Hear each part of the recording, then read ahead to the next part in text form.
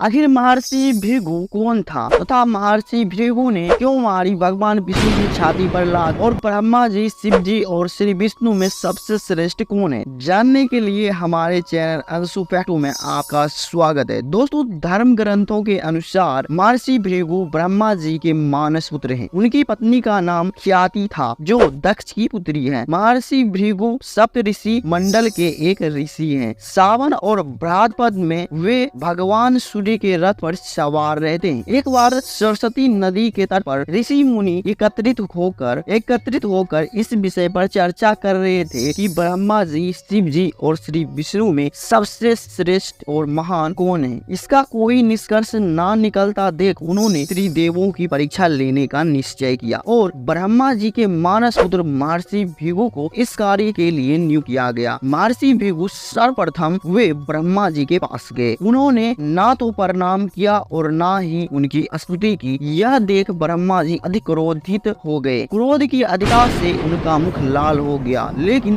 फिर यह सोचकर कि यह उनके ही पुत्र हैं, उन्होंने हृदय में उठे क्रोध के आवेग को विवेक बुद्धि में दबा लिया। फिर वहां से महर्षि भृगु कैलाश पर्वत पर गए। देवादिदेव महादेव ने देखा कि भृगु आ रहे हैं तो वे प्रसन्न होकर अपने आसन से उठे और उनका आलिंगन करने के लिए अपनी भुजाएं फैला दी, किंतु उनकी परीक्षा लेने के लिए भृगु मुनि उनका आलिंगन अस्वीकार करते हुए बोले, महादेव, आप सदा वेदों और धर्म की मर्यादा का उल्लंघन करते हैं। दुष्टों और पापियों को आप जो वरदान देते हैं उनसे सृष्टि पर भयंकर संकट आ जाता है, इसलिए मैं आपका आलिंगन कदापि नहीं करूंगा। उनकी बात सुनकर भगवान शिव क्रोध से हिला उठे। उन्होंने जैसे ही त्रिशूल उठाकर उन्हें मारना चाहा, वैसे ही भागवती सती ने बहुत अनुनय विनय करके किसी प्रकार से उनका क्रोध शांत किया। इसके बाद भृगु मुनि वैकुंठ लोक गए। उस समय भगवान श्री विष्णु देवी लक्ष्मी जी की गोद में सिर रखकर लेटे थे। भृगु ने जाते ही उनके वक्ष पर एक लात मारी।